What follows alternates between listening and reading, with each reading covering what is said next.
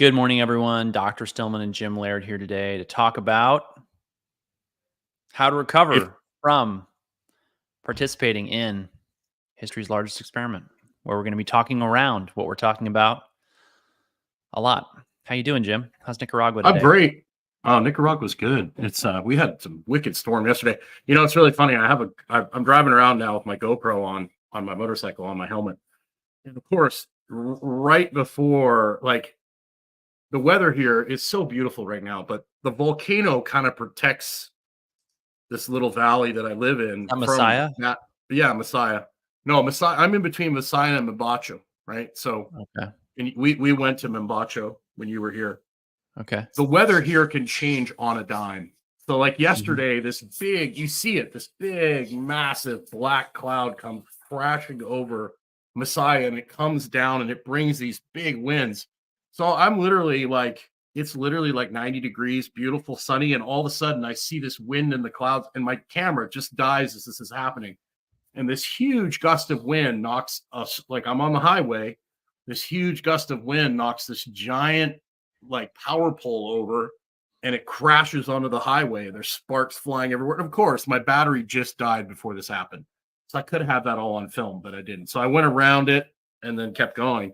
But and it was great because I have my battery bank, so I was able to plug my battery bank in and still run my internet, even though the power was out everywhere. So kudos to that battery bank. Absolutely. First of all, you know, I remember when this whole thing developed, we actually did a podcast. You can go back and look on I think it's Immune System 101. We sat down. I was at my gym. I'd come into town actually just to shoot that because where I was living, it was funny when this all broke out. I thought, this is amazing. I'm going to go live on my farm where there's no electricity and there's no this and everything's great. And there's no Wi-Fi. I'm going to be so amazing. And after like a month of that, I was ready to shoot myself in the head because I had zero social connection. But I remember us talking about the importance of getting outside and then, you know, all the things that we were being told that we were, we were killing people's grandmothers and stuff because we were encouraging them to go outside. But this guy, I know this guy. Have you heard of him, Dr. Stillman? Here, I'm going to share my screen. So obviously this is on BitChute. But this guy I know, he was one of the few people that actually was brave enough in a very articulate manner. If you look at this, you go check out this Twitter post that Robert Kennedy Jr. retweeted. Yeah, this is pinned to the top of my Twitter feed. Yeah, just go over there and we won't watch the whole thing, but it's on BitChute, obviously, because it's gotten taken down. But we can't watch the whole thing. We're not going to. It'll trigger there it the is. Censors. Yeah, go watch it. So that's that friend of mine who I'm trying to stop it. There we go. We're all good. So good. So let's not share that anymore. Thank you. And so that was, I thought that was amazing. That's one of the, I'd met you many years before that, but I had so much respect for you for taking the stand in the way you did and how articulate you were about it, and that you took a rational, reasonable approach to it, which no other doctor or institution was doing at the time. And honestly, looking back, and even at the time, I realized that this is the biggest propaganda campaign in history. And we get a lot of people in the practice, a lot of people in the coaching calls that are like, most of the people that follow us, they didn't succumb to the madness, but a lot of people did. Let's talk about that actually. Yeah. Because I think it's very interesting to think about the last 4 years as a giant experiment. Let's talk about all the elements of the experiment. Number one. Sure. Creating this massive wave of fear. Correct. Inundating people with it over and over and over again and divorcing it from the reality of the numbers. One of my favorite Substacks is a Substack called Where Are the Numbers? I can't remember the author names.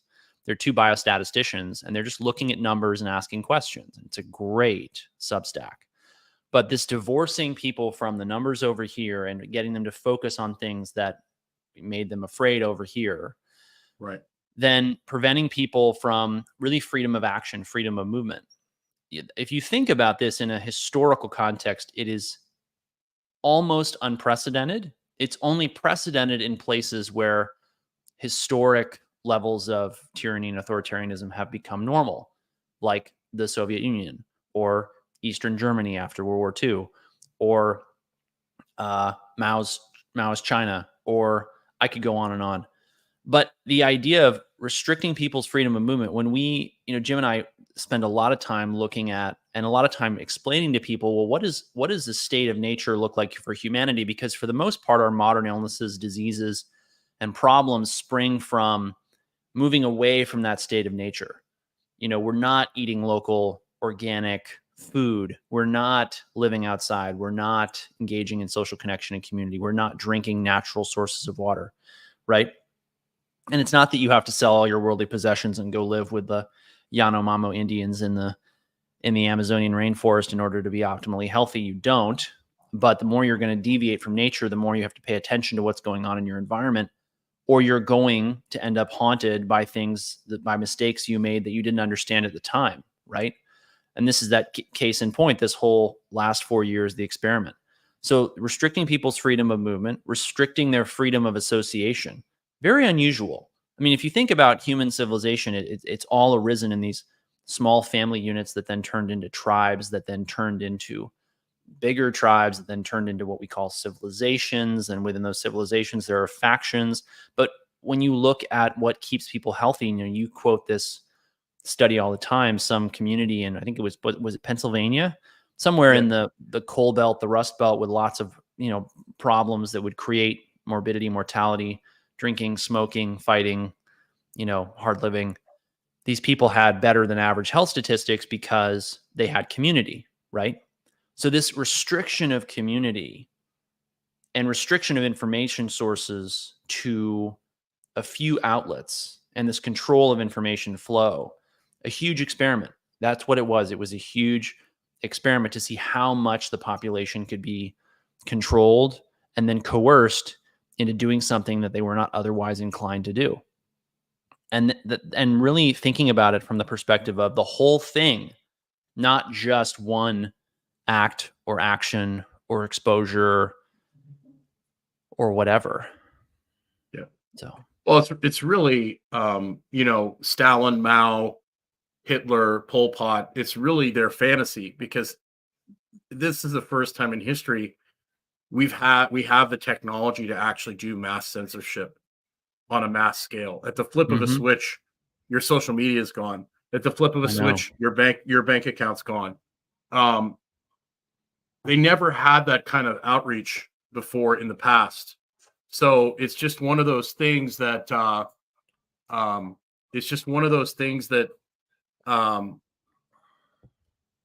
they just couldn't even comprehend it. So the fact that people, I think one of the things that people have to do, whether they have a family member or they bought into it themselves, is one, forgive themselves, because this was a big brainwashing for whatever you bought into of the whole thing, because there were correct. multiple elements of this. And I see a lot of people feeling guilt and shame and beating themselves up and saying, well, if only I'd done this or only I'd done that.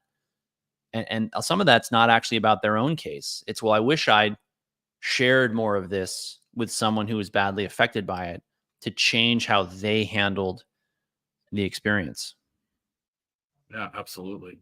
And so, on Thursday, we're going to get into like some of the different protocols that are floating around out there for people that did buy into the narrative and what's going on.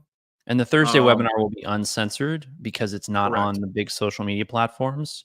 So if you want access to it, make sure you're on the email newsletter at stillmanwellness.com. You'll get an email invite later this week, I think around about Wednesday. And if you're watching this far in the future, maybe in a galaxy far, far away, if you would like to watch the recording, it will be behind the paywall at our memberships at stillmanwellness.com. For less than $1 a day, you can support us making fun, engaging, exciting, occasionally irreverent content.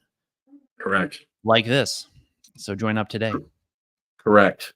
And I mean, that's really the playbook for over history for controlling populations is fear, and the greater good, guilting people into submitting. What did they say? It's for the greater good. You've got to do this to save everyone else. If you You know, looked why at they're their playbook, it was just one logical fallacy after another. We're oh, going for to sure. create some content around logical fallacies here soon. Sure. Very important for people to understand how people get coerced and cajoled and convinced and manipulated. Because ultimately, a big part of what Jim and I love doing is helping show people how they've been manipulated and how once they've seen the manipulation, they can live a better life. So, Well, and the thing is too is to our part of it is our entire tech world is designed to make you easier to manipulate. Our school system's designed that way. The technology is designed that way. It's all designed to make you turn you into a complacent, compliant consumer. yes. So it's not like we're saying you need to go live like the Amish, but there are a few simple things you can do, like getting outside multiple times a day, putting, wearing blue blockers at night with the screens, being aware of your screen time, being aware of these things, not lambasting yourself with constant social media propaganda completely over and over again. Being mindful, being in the moment, all these things protect you from becoming just a complacent, compliant consumer. And all And these that's things are going correct. to make it into our quick start guide, which I'm calling Jim Laird and Dr. Stillman's Lean and Mean Guide to Being Radically Healthy. That's the working title anyway. We are recording episode 2 of that at 4:00 today. Members in the general wellness membership, optimal wellness membership, get an invite to that if you want to attend. I'll be sending that out shortly after this live. Yes. Tina, they don't teach critical thinking in schools anymore. You are told not to ask too many questions. That is absolutely correct. And I think a topic that we're going to get into in the future is AI plays a huge role in this because, like whoever programs the AI controls the information, right? That's exactly correct, which is So why you it's can, never been more important to make sure that you're on our email list because we get disappeared right, anytime. anytime. So, if you control the AI, you control the narrative. And all it takes is for the right algorithm to basically promote a certain agenda, whether it's agenda from a pharmaceutical company or an agenda from, the powers that be, the people that like to want to block the sun and things like that. All it takes is for them to get in there and manipulate those algorithms. And then if people don't actually study real history, if they just go to the AI to get their answers, whoever controls that AI controls the narrative, and then it's just it's like shooting fish in a barrel at that point. Right. And a big part of why we make as much content and we do is that we see that if people don't, what we see playing out in day to day life, training people to be healthy, which is really what I feel I do at my medical practice and in our memberships at Stillman Wellness. What we see playing out is so contrary to the narrative. And that's why we do this content. We want to explain to people here's why what you're experiencing in your personal life doesn't line up with what you're being told to expect by the powers that be who are telling you what to expect from news media to whatever. Jim, you're getting a bunch of ambient noise coming through your mic. I don't know what's set Okay, up. I will. Well, hang on. I'm just curious. What's your mic set as? Because you usually don't have that problem. Let me look. Let me see. Audio. The Anchor Works mic is my. I've got a little action going. I have some more people at my home than I usually do, so that might be part of it. So I'm going Yeah. to mute myself. There's like Yeah. 4 dogs here, and then my cleaning person, and then there's a maintenance guy doing some work inside the house. So got a whole Okay. chatty community. So I'll mute myself. All right. So back to the topic at hand. What can people do post facto about having participated in this? We say it again, say it all the time. I'll say it again. The number one thing that we see people not doing for their health and wellness is the fundamentals. And I'm reading a really interesting book right now. It's called 4DX. It's the 4 disciplines of execution. I think it's a tragedy that it's categorized as a business and economics book because it's actually got so much wisdom for the average person to live their daily life by that I'm finding it's making me think about so much about my life and what I do. And one of the things that they point out in the book is that most people live their life paying attention to what we call lag measures rather than lead measures. Lag measures are measures that lag behind the things you need to do to succeed. So, for example, if you're starting a business and you base all your decisions on your, income statement, if you're running a household budget, anything you're running financially, if you're basing your decisions on the numbers on the balance sheet, W.E. Demings, who was like a guru of management in the early days of management study, said trying to run a business based on a profit and loss statement is like trying to drive a car by looking through the rearview mirror. And what he meant by that is you're actually seeing the results of past choices. And so lag measure is a great example in the health and wellness world would be things like the scale. Can't tell you how many people come to us saying, I want to lose weight. But what they don't realize is by fixating on the scale, they're fixating on the last thing that's going to change in this equation. And that's a lag measure. It's lagging behind their fulfillment of the choices necessary to cause the scale to change. Now, leaving aside whether or not anyone should care what the scale says, when we're coaching people, we introduce them to the concept of what I now know are called lead measures. A lead measure, there's two important characteristics to this for me. Number one, lead measures are measures you can directly control. And number two, lead measures are the measures that by paying attention to and choosing to influence, you will eventually get results. So what we see every time someone comes in who wants to lose weight, here's what we see happening. We get them to stop focusing and fixating on the scale. And then we introduce them to the lead measures that we know will get them success. Time outside. That's why we start them with 3 10-minute walks a day. Stress reduction. That's why we get them to take time for themselves and get things off their plate and frankly jettison as much responsibility as is practical or possible that's not serving them.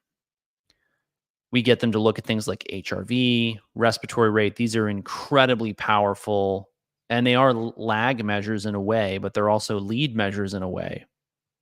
They're really powerful insights into your health and well-being.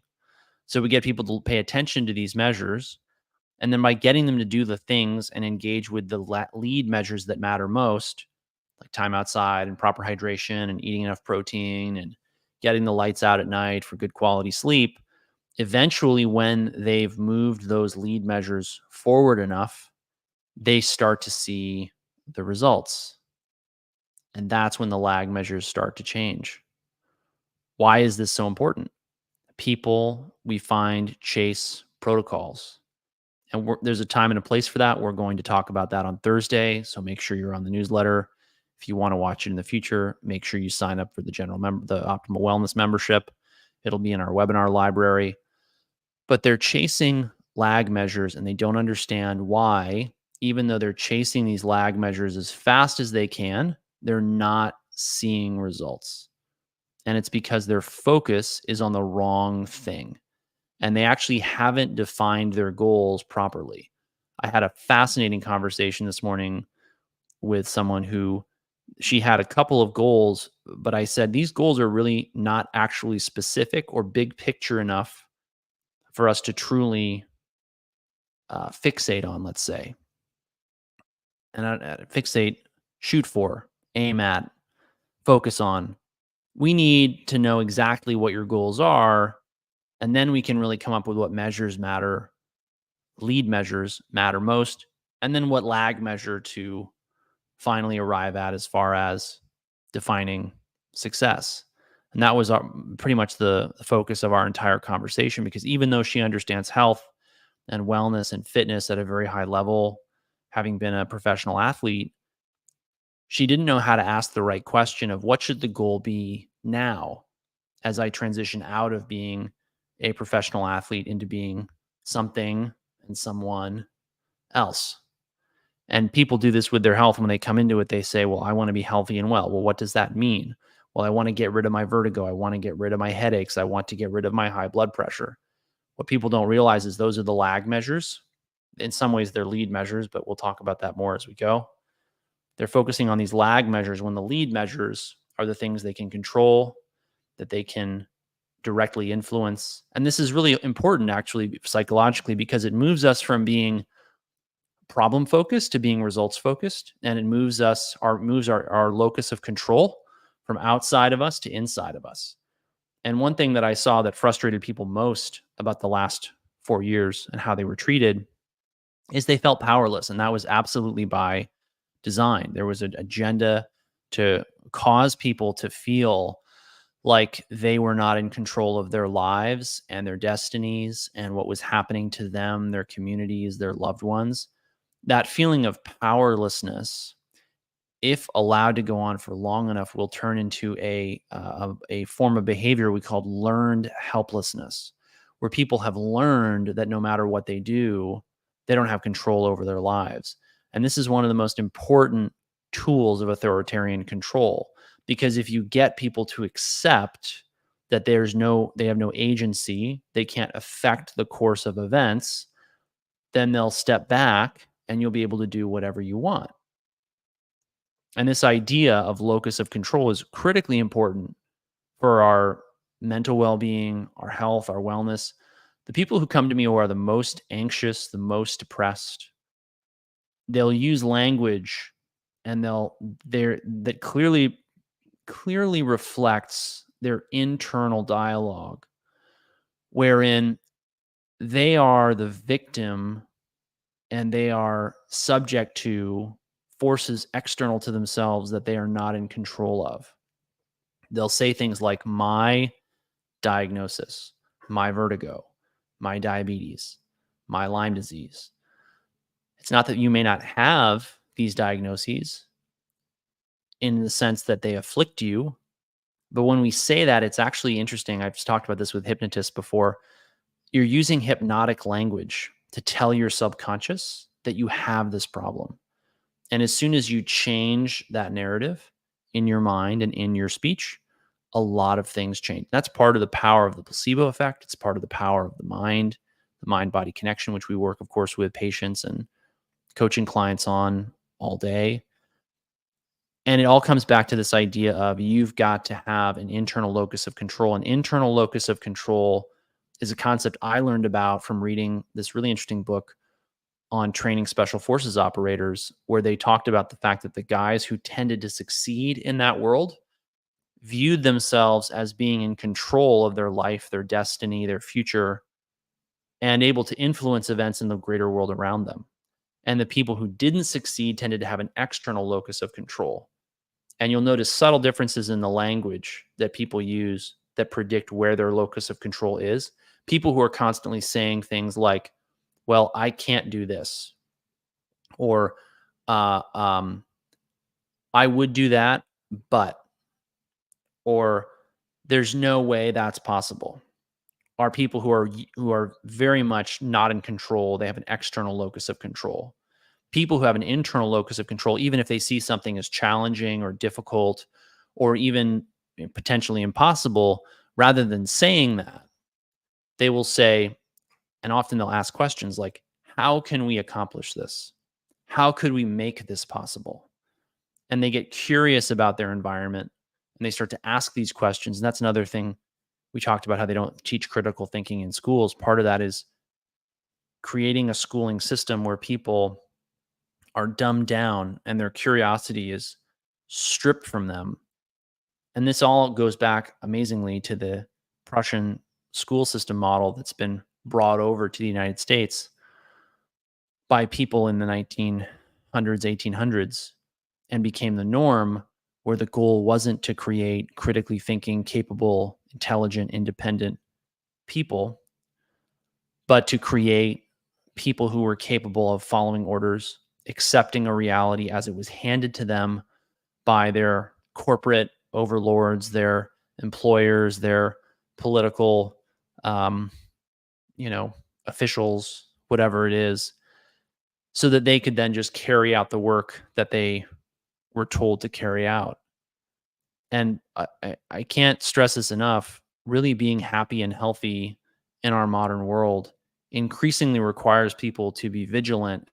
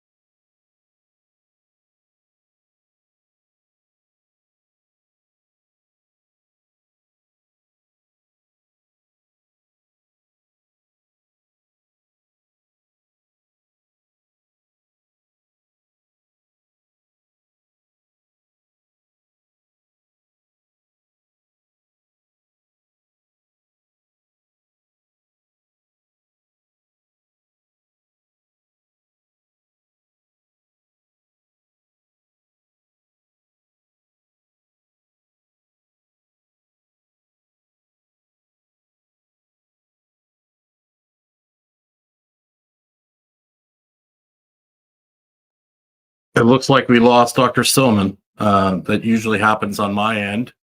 So I hope you guys are doing well. I don't know where he dropped off or where he's gone to. So to wrap this all up, on Thursday, we're going to be getting into some of the protocols that are going on. One, we're going to talk about what you need to do regardless of whether you took the application or not.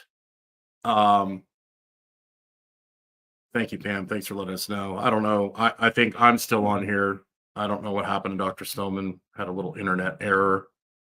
But so basically, we are going to go over the basics that you need to do if you succumb to the madness. Some of the protocols that are out there, and Dr. Stillman is going to give his opinion. We're also going to have Lauren, our nurse practitioner, on to give her opinion, and we're going to discuss this. We're going to take questions. Let me know if you can see me talking. If you can't, the beauty of modern technology. But essentially, that's what we're going to do on Thursday is we're going to unpack this at a deeper level. We're going to say the things that we can't say here because we really don't want to get our yeah, Leland said his Dr. Stillman said his internet just went out. Perfect. Okay. So Dr. Stillman just said his internet went out, so it's just me for now. I'm happy to take any questions. Thank you for replying. Please like this, share this. Thank you. But I'm happy to take questions while we wrap this up. But get on the email list. Just go over to stillmanwellness.com. Go down to the very bottom. That's where you can put your email address in. You can also join our membership if you want to support us making more live content. You get, as part of the membership, you get a Q&A, a private Q&A with Dr. Stillman and myself. You get an additional Q&A with me. You also have access to all these the Thursday recordings that we're doing. We'd also appreciate, we also have a community that we've started. I think you'll really enjoy that. We're reshooting the fundamentals of wellness and condensing it to make it a little more simple. Thank you, Tina. I appreciate that. Looks like Dr. Stillman is joining us back again. That's right. Now it's your internet that crapped out this time. I don't know what's going on. That's okay. Well, that could be the powers that be. Didn't like what we were talking about.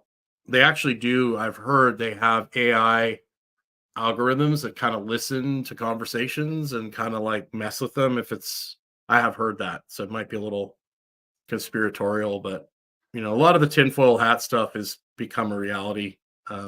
So I was just summarizing what we're going to do on Thursday, that they could go over to the website and enter their email address in to get on that webinar. Yes. And then we're going to be taking questions. We're happy to take a few questions now if you want. We have a few minutes, but we're looking forward to seeing you there. We're looking forward to discussing this in depth. Lauren, our nurse practitioner, is going to be on. So for a lot of you, it'll be good for you to get to know Lauren. Lauren doesn't really do much on social media. So it'll be good for you to get to know one of our key players behind the scenes that make things work at Stillman MD. She's excellent. Everyone has She's wonderful things to say about Lauren.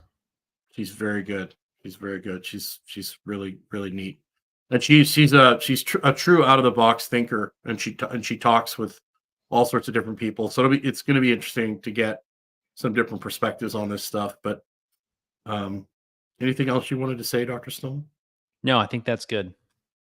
Okay. Good to see you today, Jim.